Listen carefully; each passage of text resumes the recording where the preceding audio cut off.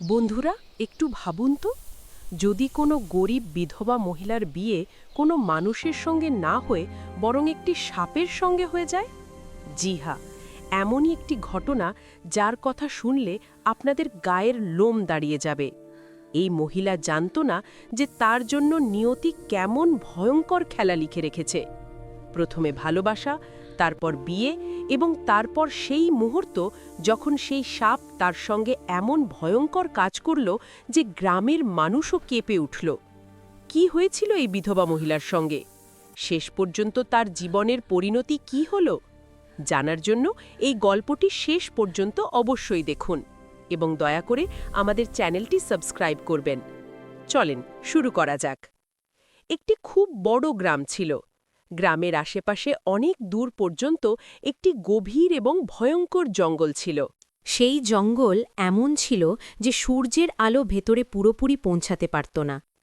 দিনের সময়ও সেখানে অন্ধকারই ছায়া করে থাকত। গ্রামের মানুষ বলতো, এই জঙ্গলে জিন, পরী এমন কিছু শক্তি থাকে যাদের দেখা মানুষের সাধ্যের বাইরে। সেই একই গ্রামে জন্ম নিল এক মেয়ে, মরিয়ম। জন্মানোর সঙ্গে সঙ্গে যেন পুরো গ্রাম চুপ হয়ে গেল, কারণ যেদিন মরিয়ম জন্মালো ঠিক সেদিনই তার মা এই দুনিয়া থেকে চলে গেল এবং তার বাবার একটি ভয়ঙ্কর দুর্ঘটনা ঘটল এবং তিনি ঘটনাস্থলেই মারা গেলেন। গ্রামের মানুষ বলল, এই মেয়ে অপায়া, এটা তার মা বাবাকে খেয়ে ফেলেছে।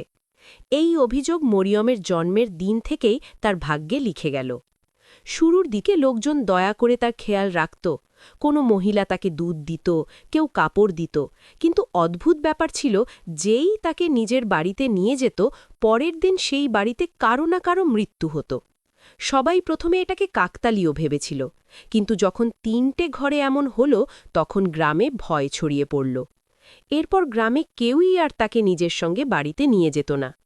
কিছুদিন পর তার আত্মীয় স্বজন এলেন। তাদের মধ্যে কেউ ছিল চাচা, কেউ ফুফু, কেউ দূরের মামা। সবার মনে প্রথমে দয়া জাগল, বেচারি মেয়েটির মা বাবা নেই, তাকে তো কেউ না কেউ দেখাশোনা করবে।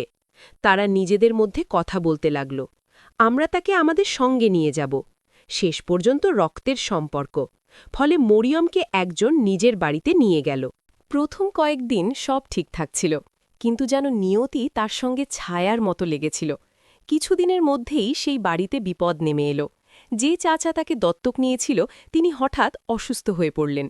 চিকিৎসাপত্র সব করা হলো, কিন্তু তিনি আর সুস্থ হতে পারলেন না। কয়েকদিনের মধ্যেই তিনি মারা গেলেন। লোকেরা বলতে শুরু করল, এই মেয়েটি অপয়া, এর সঙ্গে মৃত্যু আসে। তারপর আরেক আত্মীয় বলল, আমরা রাখব, এটা হয়তো কাকতালীয়। কিন্তু যখন সে সেই বাড়িতে গেল তখনও ঠিক একই ঘটনা ঘটল। বাড়ির এক মহিলা সিঁড়ি থেকে পড়ে মারা গেল। কেউ তাকে ৬ মাস রাখল, কেউ ১ বছর। সবাই চেষ্টা করল যে হয়তো কথাগুলো ভুল, কিন্তু প্রতিটি ঘরেই কোনো না কোনো দুর্ঘটনা ঘটতেই থাকল। অবশেষে সবাই মেনে নিল, এই মেয়ে যেখানে যায় সেখানে মৃত্যু আসে। ফলে আত্মীয়রাও ক্লান্ত হয়ে গেল। একদিন তারা মরিয়মকে তার পুরনো ভাঙা বাড়িতে ফিরিয়ে এনে রেখে গেল, যেখানে তার মা বাবা থাকতেন। তখন তার বয়স ছিল মাত্র ৬ বছর। প্রথমে সে দরজায় বসে রইল, কারো আসার অপেক্ষায়। সন্ধ্যা হল, অন্ধকার চারদিকে ছড়িয়ে পড়ল। বাতাসে দরজার কাপড় দুল, কিন্তু কেউ এলো না। সেই দিন থেকেই মরিয়ম বুঝে গেল, এখন তার ভরসা একমাত্র সে নিজে। সে নিজেই গ্রামে গিয়ে খাবার চাইতে লাগল। কারো দরজায় গিয়ে চুপচাপ দাঁড়িয়ে থাকত, কেউ দয়া করে তাকে রুটি দিত, কেউ তাকে বকাঝকা করত, কেউ আবার দরজা বন্ধ করে দিত। কিন্তু সে কান্না করা ছেড়ে দিয়েছিল। ৬ বছরের সেই মেয়েটি বয়সের চেয়েও অনেক বেশি বুঝদার হয়ে উঠেছিল। সে নিজের গ্রাম ছেড়ে সারা দিন জঙ্গলে ঘুরে বেড়াত। যখন সে দেখল যে গ্রামের মানুষজন জঙ্গলে গিয়ে কাজ করে, তখন সেও রোজ সকালে জঙ্গলের পাশে চলে যেত। সেখানে থেকে ঘাস কাটত, কাঠ জমা করত এবং গ্রামে এসে বিক্রি করত। মরিয়মের মনে এখন আর ভয় অবশিষ্ট ছিল না। সে এখন জঙ্গলে শান্তি অনুভব করত। তার বেশিরভাগ সময় জঙ্গলে কাটত, কারণ গ্রামের মানুষজন তার সাথে খুব বেশি সম্পর্ক রাখত না। এভাবে জঙ্গলে সময় কাটাতে কাটাতে সে বড় হয়ে গেল। তার চোখে এক অদ্ভুত ধরনের আলো ছিল, এমন আলো যা সাধারণ মানুষের চোখে থাকে না। সেই চোখ দেখলে কাউকে হয়তো ভয় জমিয়ে দিত, নয়তো কোনো অদ্ভুত টানে নিজের দিকে টেনে নিত। গ্রামের মানুষজন এখনও তাকে ভয় পেত। সময় যেতে যেতে গ্রামের বয়োজ্যেষ্ঠদের আরেকটি চিন্তা দেখা দিল। এখন সে একা থাকে বাড়িতে, আর একটি বড় মেয়ের বেশি সময় জঙ্গলে কাটানো ভালো নয়, তাই তার বিয়ে করিয়ে দেওয়া উচিত। কিন্তু কিছু গ্রামের লোক সাথে সাথেই বলে উঠল, পাগল হয়ে গেছ নাকি? যদি তার বিয়ে হয় তাহলে যার সাথে হবে সে মরে যাবে। এটি তো অভিশপ্ত, সর্বনাশ করে ঘোরে। অনেক দিন ধরে গ্রামে এই নিয়ে তর্ক চলতে থাকল। শেষ পর্যন্ত কয়েকজন বয়োজ্যেষ্ঠ সিদ্ধান্ত নিল, বিয়ে করে দাও, যাই হোক না কেন সেটা অন্য কোনো গ্রামে গিয়ে এই গ্রাম ছেড়ে তো চলে যাবে। এখানকার মেয়েরা তো তার ছায়া থেকেও ভয় পায়। তারা ভাবল, হয়তো অন্য কোনো গ্রামে গিয়ে তার ভাগ্যের বোঝা একটু হলেও হালকা হবে। বিয়ের দিন এলো। গ্রামে এক অদ্ভুত রকমের শোরগোল পরিবেশ ছিল। মরিয়মের জীবনে এটাই ছিল প্রথম সময় যখন সে সত্যি সত্যি খুশি হয়েছিল। যখন মহিলারা তাকে কোণে সাজালো, তখন সে নিজেই অবাক হয়ে গেল। সে এত সুন্দর দেখাতে পারে, যেন বহু বছরের দুঃখের উপর প্রথমবার সুখের পর্দা এসে পড়েছে। বিয়ে খুব সাধারণভাবে হয়ে গেল। সে তার স্বামীর সাথে নতুন গ্রাম, নতুন বাড়ি এবং নতুন স্বপ্নের দিকে রওনা হল। কিন্তু কপাল আবারও তার সঙ্গে বিষ মিশিয়ে দিল। বিয়ের প্রথম রাত ছিল। রাতের শেষ প্রহরে হঠাৎ এক চিৎকার শোনা গেল, মরিয়মের চিৎকার। বাড়ির লোকজন দৌড়ে এলো, দরজা ভেঙে ভিতরে ঢুকল। ভেতরের দৃশ্য দেখে সবার মুখের রং উড়ে গেল। তার স্বামী মেঝেতে পড়েছিল, আর মরিয়ম কোণের সাজে নিজের স্বামীকে উঠানোর চেষ্টা করছিল। পুরো শরীর নীল হয়ে গিয়েছিল, যেন বিষ ধীরে ধীরে রক্তে জমে গেছে। চোখ খোলা ছিল, কিন্তু শ্বাস বন্ধ হয়ে গিয়েছিল। এক মহিলা বলল, দেখে মনে হচ্ছে বুঝি কোনো বিষাক্ত সাপ কামড়েছে। পরের সকালে তার শ্বশুরবাড়ির লোকজন সিদ্ধান্ত নিল, একে ফিরিয়ে দাও। কেউ কিছু বলল না, শুধু নীরবে তার জন্য একটি গরুর গাড়ি তৈরি করা হলো। মরিয়ম সাদা চাদর পরে মাথা নিচু করে কাঁদতে কাঁদতে নিজের গ্রামে ফিরে এলো। মরিয়ম কষ্ট পেয়েছিল, কিন্তু সে এখন কাঁদতে ভুলে গিয়েছিল। লোকজন কি বলে এসব কথায় সে এখন অনুভূতিহীন হয়ে গিয়েছিল। শৈশব থেকেই সে শুনে এসেছে সে অভিশপ্ত, যেখানে যায় মৃত্যু আসে। সময় কেটে যেতে লাগল। কয়েক বছর পর আবারও গ্রামবাসীরাই প্রসঙ্গ তুলল, আরও একবার মরিয়মের বিয়ে দিয়ে দেখে নেওয়া যাক। এবার বিয়ের প্রস্তাব এলো আরেকটি গ্রাম থেকে। সেই ছেলেটি খুব ধনী ছিল এবং তার মায়ের একমাত্র ছেলে ছিল সে। বলা হয় তার মা মরিয়মকে শুধু তার সৌন্দর্য দেখে পছন্দ করেছিল। দ্বিতীয়বার যখন বিয়ের দিন মরিয়ম লাল শাড়ি পরল, তখন সে খুব নীরব ছিল। মনে কোথাও গভীর ভয় লুকিয়েছিল।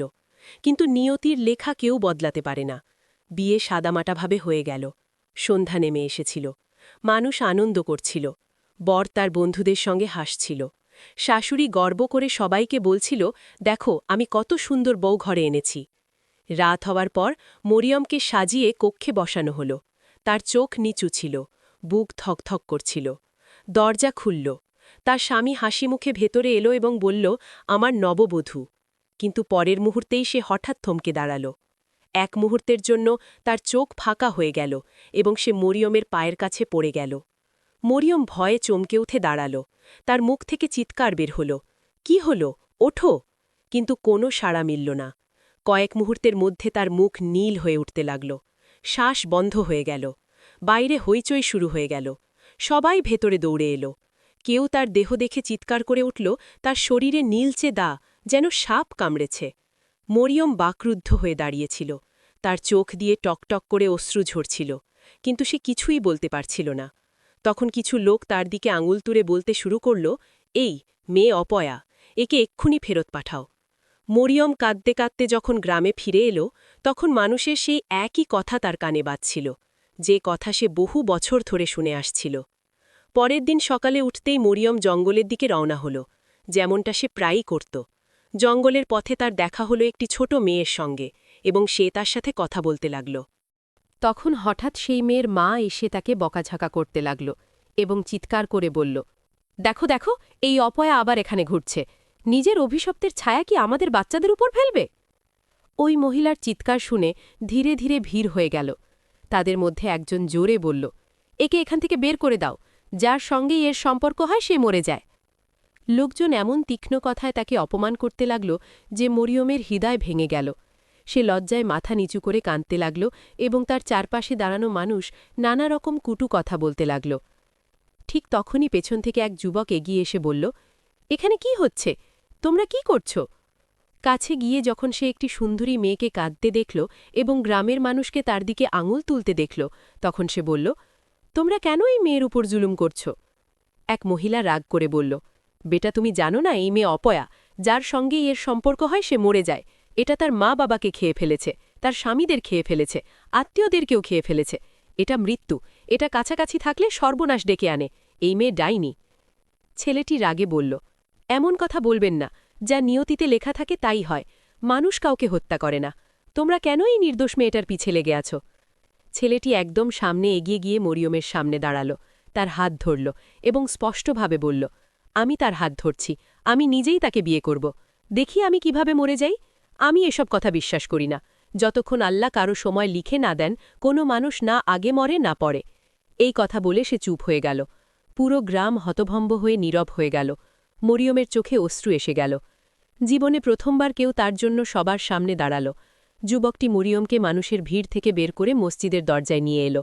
মরিয়মের পা কাঁপছিল, সে নিজেও নিজের নিয়তি নিয়ে খুব ভয় পাচ্ছিল।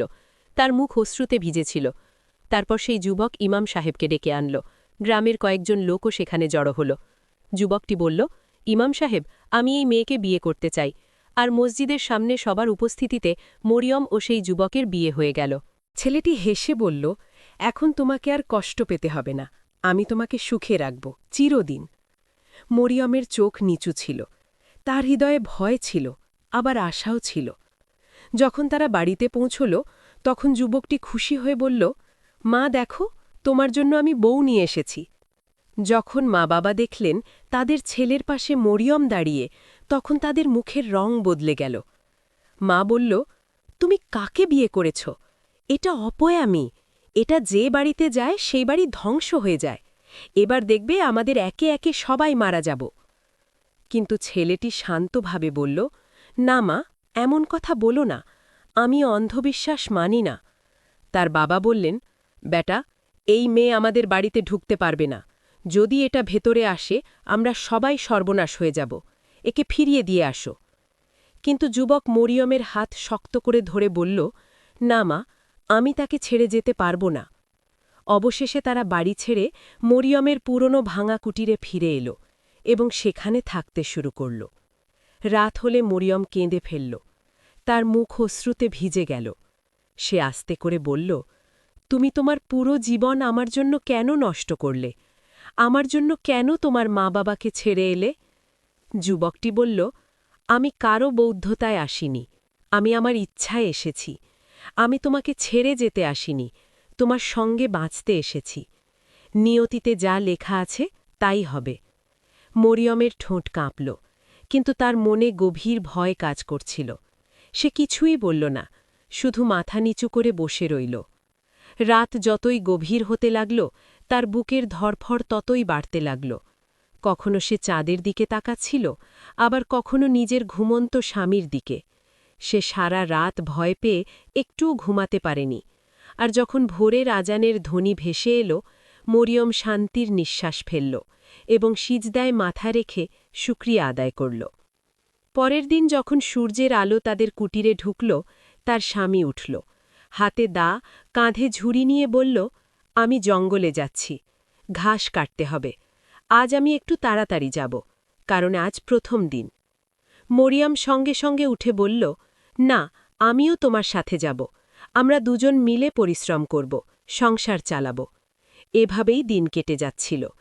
তারা দুজন মিলে সন্ধ্যায় ঘাস কেটে ফিরে আসত। গ্রামের মানুষ তাদের দেখে ফুসফুস করত। কিন্তু মরিয়ম আর তার স্বামী কাউকে গুরুত্ব দিত না। তাদের জীবন কাটতে লাগল, দিনে জঙ্গলের শান্তি, রাতে দোয়া এবং মাঝে মানুষের তীর্য কথা, যা তারা সবসময় উপেক্ষা করত। বিয়ের মাত্র কয়েকদিন পার হয়েছিল। জীবন ধীরে ধীরে এক নিয়মে এগোচ্ছিল। একদিন তারা দুজন স্বাভাবিক নিয়মে জঙ্গলে গেল। হঠাৎ মরিয়ম পিছন থেকে তার স্বামীর কাঁপা কাঁপা কণ্ঠে ডাক শুনল। মরিয়ম মাটিতে রেখে দৌড়ে গেল। গিয়ে দেখল তার স্বামী ঘামতে ঘামতে ভিজে গেছে, মুখ লাল হয়ে গেছে আর চোখের নিচে কালো দাগ পড়েছে। মরিয়ম ভয় পেয়ে বলল, কি হলো তোমার? সে দুর্বল কণ্ঠে বলল, জানি না, শরীরে খুব ব্যথা হচ্ছে। মরিয়ম তার হাত ধরল। হাত জ্বরের তাপে আগুনের মতো জ্বলছিল। কষ্ট করে তারা দুজন বাড়িতে ফিরে এলো। মরিয়ম পানি দিল, ঠান্ডা কাপড় কপালে রাখল, কিন্তু জ্বর কমার বদলে আরও বেড়ে গেল। সন্ধ্যার মধ্যেই তার মুখ হলুদ নীল হয়ে উঠল। মরিয়মের প্রাণ গলা পর্যন্ত উঠে গেল। পরের সকালে সে তাকে নিয়ে গেল গ্রামের হাকিমের কাছে। হাকিম তার নাড়ি দেখল, শরীর দেখল, তারপর অবাক হয়ে পিছিয়ে গেল। সে বিড়বিড় করে বলল, আমি আমার জীবনে অনেক রোগ দেখেছি, কিন্তু এই রকম রং, শরীরের নীল হয়ে যাওয়া, বিনা কোনো ক্ষত, বিনা কোনো বিষ, এটা আমি কখনো দেখিনি। মরিয়মের চোখ দিয়ে অশ্রু গড়িয়ে পড়ল। সে কাঁদতে কাঁদতে বলল, হাকিম সাহেব, কিছু একটা করেন না, কোনো দাওয়াই, কোনো দোয়া কিছু তো দিন। হাকিম হাঁ করে বলল, বেটি, আমি আমার পুরো চেষ্টা করব, কিন্তু এই রোগ সাধারণ মনে হচ্ছে না। আসল কথা হলো, আমি নিজেই বুঝতে পারছি না এটা কোন রোগ। হাকিমের কথা শুনে মরিয়ম কিছু ভাবতে চাইলেও মাথা যেন জমে গেল। মরিয়মের দিন এখন আর আগের মতো ছিল না। সব সময় দুশ্চিন্তায় ডুবে থাকত। মনে এক অজানা ভয় বাসা বেঁধেছিল। যখনই সে তার স্বামীর দিকে তাকাত, বুকের ভেতর কাঁপন ধরত। তার স্বামী দিনকে দিন দুর্বল হয়ে পড়ছিল, আর শরীরের নীলচে দাগ আরও গাঢ় হয়ে যাচ্ছিল। মরিয়মের কাছে দিন রাত এক হয়ে গিয়েছিল। সে ভোরবেলা একা জঙ্গলে যেত, কাঠ কাটত, ঘাস তুলত, তারপর সন্ধ্যায় ক্লান্ত শরীরে ফিরে এসে স্বামীর সেবা করত। কিন্তু এই যেন অদ্ভুত এক রোগ, কোনো ওষুধেই কোনো কাজ হচ্ছিল না। এরই মধ্যে গ্রামবাসী আবার আগের সেই কথাগুলো বলতে শুরু করল, যে কথাগুলো মরিয়মের কানে বিষের মতো বিঁধছিল। কেউ বলতো, বলেছিলাম না এই মেয়ে অপয়া। আরেকজন বলতো, 1 মাসও হলো না, দেখো বেচারার কি অবস্থা। তৃতীয়জন হেসে বলতো, আর কদিন বাকি, তৃতীয় স্বামীও মরবে। মরিয়ম চুপচাপ সব শুনে যেত। তার চোখ দিয়ে নীরবে অশ্রু ঝরত। যখন সে বাড়ি ফিরে স্বামীর পাশে বসত, তখন তার স্বামী দুর্বল হেসে বলতো, মরিয়ম, আমি দেখছি তুমি আমার জন্য কত কষ্ট করছো। তুমি একা সব সামলাও, তুমি নিজে না খেয়ে থেকেও আমার চিন্তা করো। মরিয়মের ঠোঁট কাঁপাতে লাগত। সে কাঁদতে কাঁদতে বলতো, আমার কপালে হয়তো সুখ লেখা নেই, তাই আমার জীবনে এমন হয়। আমি যাকে আপন করি সে আমার থেকে দূরে সরে যায়। তুমি চাইলে তোমার মা বাবার বাড়ি ফিরে যেতে পারো। আমি চাই না আমার জন্য তোমার কিছু হোক। তোমার যদি কিছু হয়ে যায়, গ্রামবাসী আমাকে আগুনে পুড়িয়ে মারবে। তার স্বামী বলল, আমি এখন আর তোমাকে ছেড়ে কোথাও যাব না, কিন্তু একটা কথা বুঝতে পারছি না, আমার শরীর নীল হয়ে যাচ্ছে কেন? আমার রোগে যেন বিষ ছড়িয়ে পড়ছে। বড় বড় হাকিমও বলছে এই রোগ কি কেউ জানে না। কথা শুনে মরিয়ম একদম চুপ হয়ে গেল। তার মুখের রং উড়ে গেল, মনে হলো কেউ তার বুক চেপে ধরেছে। সে অনেকক্ষণ নির্বিষ স্বামীর মুখের দিকে তাকিয়ে রইল। তারপর নিচে তাকিয়ে ভাবতে লাগল, এই কেমন রহস্য! আমার আগের 2 স্বামীও এভাবেই নীল হয়ে মারা গিয়েছিল। তখন সবাই ভেবেছিল তাদের সাপ কামড়েছে। এখন হাকিম নিজেই বলছে কোনো বিষের চিহ্ন নেই। মরিয়মের মনে ভয়ে ঠান্ডা স্রোত বয়ে গেল। এ কি শুধু কাকতলীয়, না এমন কাকতলীয় অনেকবার হতে পারে? তাহলে কেন শুধু আমার সাথেই এমন হয়? আমি কারো কি ক্ষতি করেছি? কেন যে আসে আমার জীবনে সে আমাকে ছেড়ে চলে যায়? সে আকাশের দিকে তাকালো, তার চোখে জল এসে গেল। নিঃশব্দ রাতেও তার কান্না স্পষ্ট শোনা যাচ্ছিল। সে কাঁদতে কাঁদতে বলল, হে আল্লাহ, যদি আমার কোনো গুনাহ থাকে মাফ করে দাও, কিন্তু আমার স্বামীকে বাঁচিয়ে দাও। আমার জীবনে যত কষ্ট লিখেছ লিখো, কিন্তু তাকে নিরাপদ রেখো। মরিয়ম হাত দিয়ে মাটির কলসি তুলে নিল এবং তার কুটিরের দরজা দিয়ে বাইরে বের হল। তখনও সূর্য পুরোপুরি ওঠেনি। পাশে থাকা ঘরের দরজায় গিয়ে কড়া নাড়ল। ভেতর থেকে এক মহিলা বের হল। মরিয়মকে দেখে মহিলার মুখে কটাক্ষ ভরা হাসি আর চোখে ঘৃণার ঝিলিক দেখা গেল। সে বলল, ও হাল্লা, সকাল সকাল এই অপয়া মুখ দেখে ফেললাম, আজ আমার দিনটাই বরবাদ। সে আরও বলল, আপনার সব স্বামীকে খেয়ে ফেলেছেন, এবার এই বেচারাটাকেও কদিনের মধ্যে কবর দেবেন।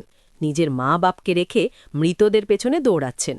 মরিয়মের চোখ বেয়ে অশ্রু নামছিল। সে নরম কণ্ঠে বলল, খালা, এমন কথা বলবেন না। আল্লাহ সব ভালো করবেন, শুধু আমার স্বামীর জন্য দোয়া করে দিন। মহিলা তীব্র হাসি দিয়ে বলল, তোমার জন্য দোয়া? তোমার স্বামীর জন্য দোয়া? হাহা, বলো কি, যাও, তোমার বিষ নিয়ে অন্য কোথাও যাও।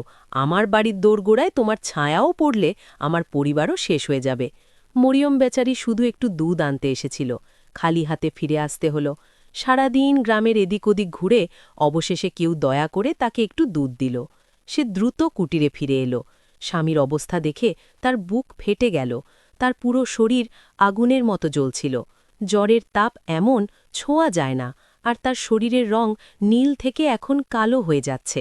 সারা দিন সে কিছু খায়নি, কিছু পান করেনি, শুধু স্বামীর সেবা করেছে। মরিয়ম দুধের পেয়ালা হাতে নিয়ে স্বামীর পাশে বসল। বলল, এখানে একটু দুধ খাও, সারাদিন কিছু খাওনি। কিন্তু পেয়ালা ঠোঁটে দিতেই মরিয়মের চোখ বিস্ময়ে বড় হয়ে গেল। দুধ, যা কয়েক মুহূর্ত আগে একদম সাদা ছিল, হঠাৎ নীল হয়ে গেল।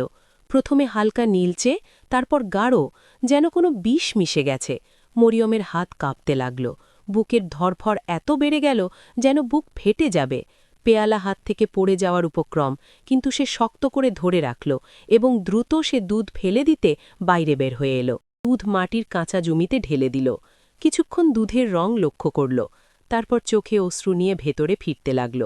কিন্তু ভেতরে ঢুকতেই তার মুখ থেকে হৃদয় বিদারক এক চিৎকার বের হয়ে এলো, ইয়া আল্লাহ! বিছানা খালি।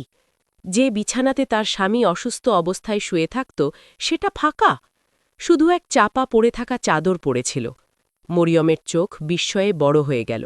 সে ঘরের প্রতিটি কোণে তাকাল, এদিক সেদিক ছুটল, কিন্তু তার স্বামী কোথাও নেই।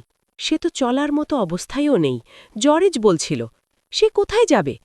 সে দৌড়ে বাইরে এলো, চারদিকে তাকাল, তার নাম ধরে ডাকতে থাকল, কিন্তু কোনো সাড়া পাওয়া গেল না। ভোরের আলো ফুটতেই গ্রামে হইচই শুরু হয়ে গেল। মরিয়মের স্বামী গায়েব হয়ে গেছে। সে তো অসুস্থ ছিল, চলতেই পারত না, তাহলে গেল কোথায়? মানুষ জড়ো হতে লাগল। গুঞ্জন উঠল, সব দোষ ওই অপয়া মেয়ের, ও ডাইনি, সে সবাইকে খেয়ে ফেলে। মরিয়ম কিছুই বলছিল না, শুধু কাঁদছিল। গ্রামবাসীরা তার ঘরের সামনে ভিড় জমাল। মানুষ পাথর, ইট ছুঁড়তে শুরু করল মরিয়মের দিকে। তারা তাকে মেরে ফেলতে উদ্যত হল। ঠিক তখনই এক বয়স্কা মহিলা ছুটে এসে উচ্চস্বরে বলল, পাগল হয়ে গেছ তোমরা? কেন এই মেয়ের ওপর এমন জুলুম করছ? সে মরিয়মের হাত ধরে তাকে নিয়ে নিজের গ্রামে চলে গেল। তাকে বাড়িতে নিয়ে গিয়ে খাবার দিল, পানি দিল এবং বলল, বেটা, ভয় পিস না, এখানে কেউ তোর ক্ষতি করবে না। মরিয়মের চোখ দিয়ে অশ্রু গড়িয়ে পড়ল। তারপর মরিয়ম সেই বৃদ্ধার সাথে থেকে যেতে লাগল। বৃদ্ধা সবাইকে বলল, এটা আমার মেয়ে, বেচারিক বিধবা, কোথাও এর ঠাঁই নেই, তাই আমি নিয়ে এসেছি। গ্রামের লোকেরা এখন মরিয়মকে বুড়ির বিধবা মেয়ে বলে ডাকতে লাগল। মরিয়ম সবসময় সাদা কাপড় পরে থাকত। মুখে বিষাদ, চোখে স্থায়ী জল ছিল। বিদ্যার ছিল কয়েকটা ছাগল, এগুলোও তার জীবনযাপনের একমাত্র ভরসা ছিল। সকাল হলে সে লাঠি নিয়ে ছাগলগুলোকে মাঠে চড়াতে নিয়ে যেত, সন্ধ্যায় ফিরিয়ে আনত। শুরুতে মরিয়ম বাড়িতে থাকত। একদিন সেই বৃদ্ধার কাছে গিয়ে আস্তে করে বলল, আম্মা, যদি অনুমতি দেন, আজ থেকে আমি আপনার সাথে ছাগল চড়াতে যেতে চাই। বৃদ্ধা হাসল, চলো বেটি, এটা খুব ভালো, এতে তোমার মনও হালকা হবে। মরিয়ম সারাদিন তার কাজে সাহায্য করত। কিন্তু এক রাত এলো, যে রাত মরিয়মের জীবন কাঁপিয়ে দিল। মরিয়ম একা তার খাটে শুয়েছিল, বিদ্যা পাশের ঘরে ঘুমিয়েছিল। রাতের মাঝামাঝে হঠাৎ মরিয়ম টের পেল তার ঘরের ভেতর যেন কিছু একটা নড়ছে, মৃদু শোঁ শোঁ শব্দ। মনে হলো যেন কেউ বা কিছু শ্বাস নিচ্ছে খুব কাছে। সে ভয়ে শরীর শক্ত করে ফেলল। চোখ মেলে তাকাতেই দেখল এক লম্বা কালো সাপ ধীরে ধীরে তার খাটের দিকে এগিয়ে আসছে। মরিয়মের বুক ধরভর করতে লাগল। সে নড়তেও পারছিল না। ভয়ে তার ঠোঁট কেঁপে উঠল এবং হঠাৎ বুক ফেটে চিৎকার বের হয়ে এলো, মা, মা, সাপ, সাপ আমার কাছে! বৃদ্ধা দৌড়ে ঘর থেকে বের হয়ে এলেন। কি হয়েছে বেটি, কেন চিৎকার করছ? বৃদ্ধা চারপাশে তাকালেন, খাটের নিচে দেখলেন, কোনো খুঁজলেন, কিন্তু কোথাও কিছু নেই, সাপের কোনো চিহ্ন নেই। মরিয়ম তখনও কাঁপছিল, তার কপালে ঘাম চিকচিক করছিল। বিদ্যা মাথায় হাত বুলিয়ে বললেন, বেটি, হয়তো খারাপ স্বপ্ন দেখেছ, মন শক্ত করো, কিচ্ছু হয়নি। মরিয়ম কিছু বলল না, কিন্তু তার মনে গভীর আতঙ্ক জমে গেল। বৃদ্ধা নিশ্চিন্তে ঘুমিয়ে পড়লেন, কিন্তু মরিয়মের চোখে ঘুম এলো না। বুকের ভেতরে অজানা ভয় বাসা বেঁধেছিল। সে এপাশ ওপাশ করতে লাগল, কখনো ছাদের দিকে তাকাত, আবার চোখ বন্ধ করত, কিন্তু ঘুম কোথাও নেই।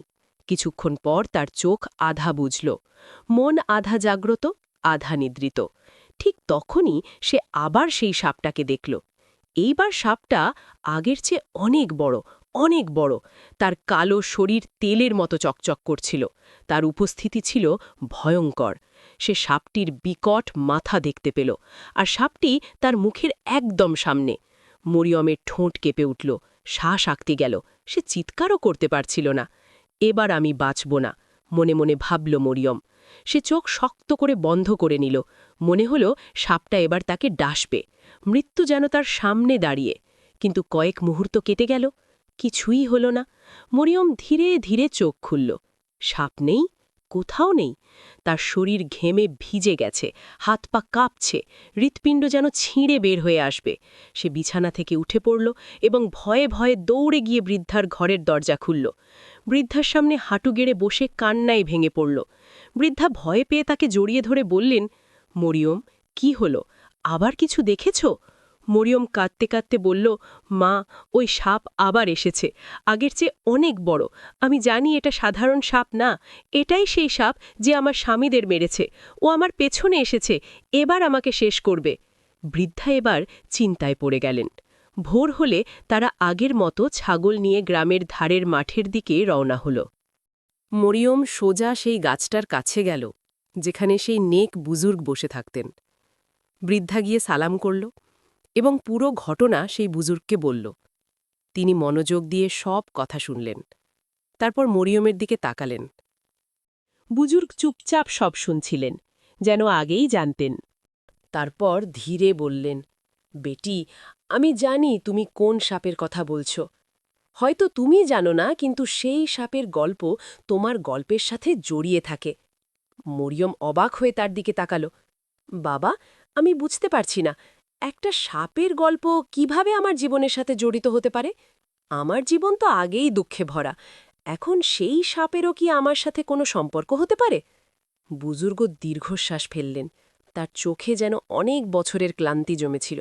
তিনি বললেন, বেটি, যখন তুমি প্রথমবার তোমার ঘরে সেই সাপকে দেখেছিলে, আর এরপর যখন তোমার লালন পালনকারী মা আমাকে ডেকে এনেছিলেন, তখনই আমি বুঝে গিয়েছিলাম তোমার জীবনে গভীর রহস্য রয়েছে।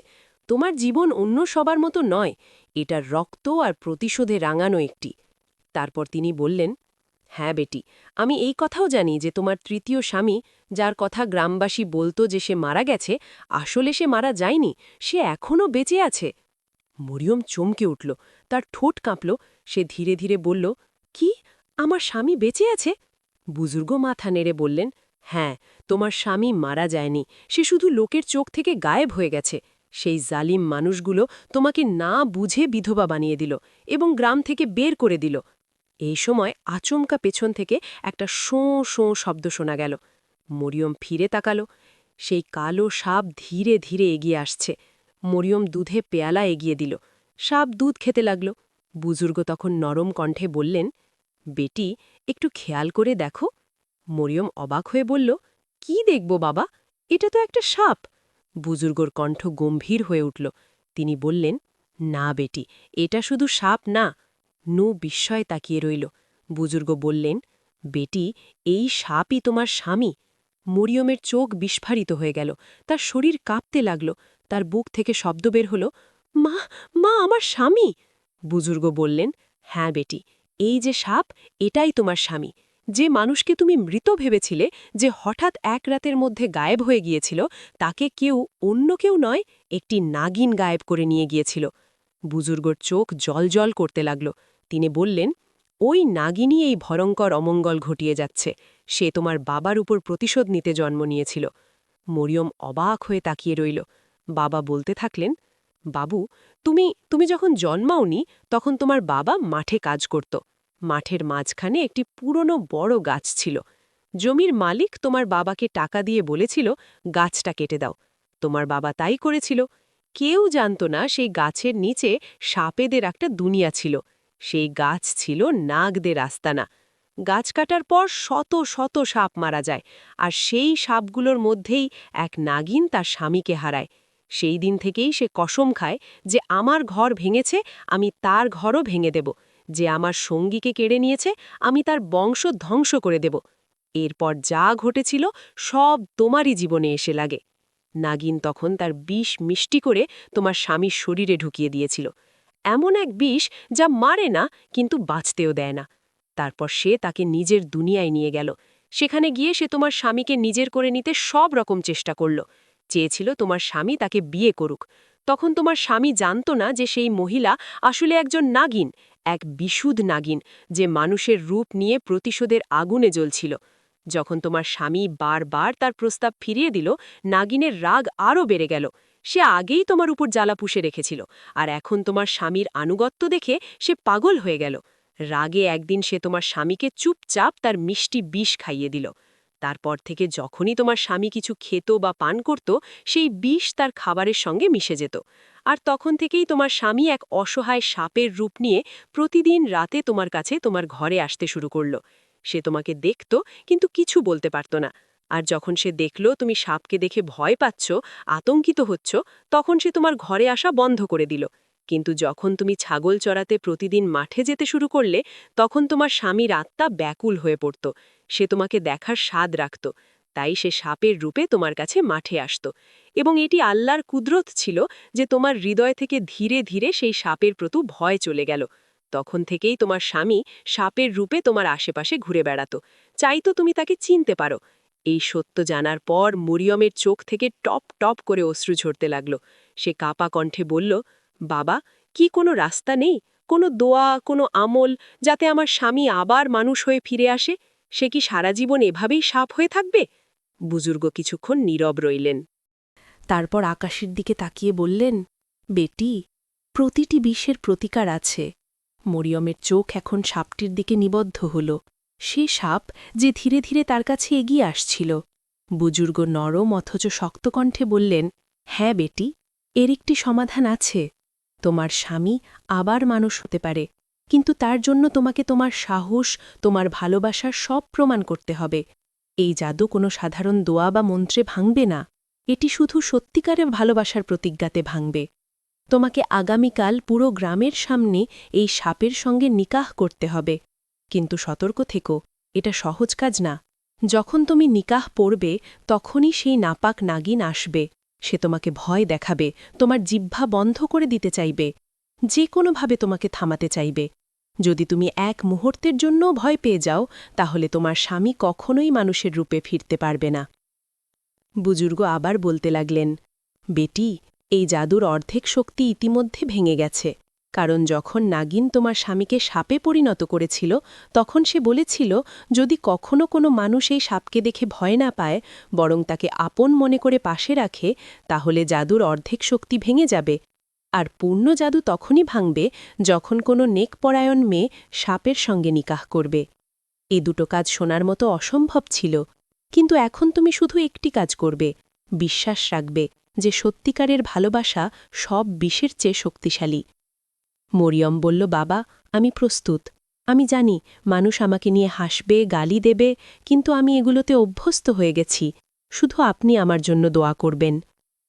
পরদিন সকালে পুরো গ্রাম জড়ো হল। মরিয়ম সাদা লিবাসে বসেছিল, অতি সাধারণ পোশাকে, কিন্তু তার মুখে এক অদ্ভুত আলো ছিল। সে যেন কোনো মহান সিদ্ধান্তের জন্য প্রস্তুত। গ্রামের মাঝখানে পুরনো বটগাছের নিচে সেই বুজুর্গ বসেছিলেন, আর তাদের সামনে বসেছিল এক লম্বা ভয়ঙ্কর কালো সাপ, ফনা তুলে শান্ত। বৃদ্ধা পাশে দাঁড়িয়েছিলেন, তার হাত কাঁপছিল, চোখ উদ্বেগে ভরা, কিন্তু তিনি নির্বিকে দাঁড়িয়ে থাকলেন। গ্রামবাসীরা বিস্ময় আর ভয়ে চারপাশে ভিড় করেছিল। যখন বুজুর্গ নিকাহের কলেমা পড়া শুরু করলেন, পুরো জমিন নিস্তব্ধ হয়ে গেল, হাওয়া পর্যন্ত থেমে গেল। মরিয়ম বলল, কবুল। আর সেই সঙ্গে কালো সাপটি মাথা নত করে রাখল। যেন সেও সিজদা দিল তার রবের সামনে। এই খবর আগুনের মতো ছড়িয়ে পড়ল। মরিয়ম, বুড়ি আর সেই সাপ যখন গ্রাম ছেড়ে যেতে লাগল, তখন গ্রামের লোকেরা পাগলের মতো রেগে গেল। তারা মরিয়মের উপর পাথর ছুঁড়তে শুরু করল। কেউ বলছিল, একে খতম করে দাও, এটা অপয়া। মরিয়ম মাথা নিচু করে চুপচাপ হাঁটতে লাগল। কিন্তু হঠাৎ একটি পাথর সরাসরি তার মাথায় এসে লাগে। মরিয়ম দুলে উঠল। ঠিক তখনই তার সামনে দাঁড়িয়ে থাকা সাপটি দ্রুত তার সামনে চলে এলো, গর্জে উঠল, ফনা তুলল, ক্রোধে উঠে দাঁড়াল। দৃশ্যটি দেখে সব গ্রামের মানুষ ভয় পেয়ে পিছিয়ে গেল। কেউ আর কাছে আসার সাহস করল না। সেই সময় সেই আল্লাহওয়ালা বুজুর্গ সেখানে উপস্থিত ছিলেন। তিনি চোখ বন্ধ করে তসবি পড়ছিলেন।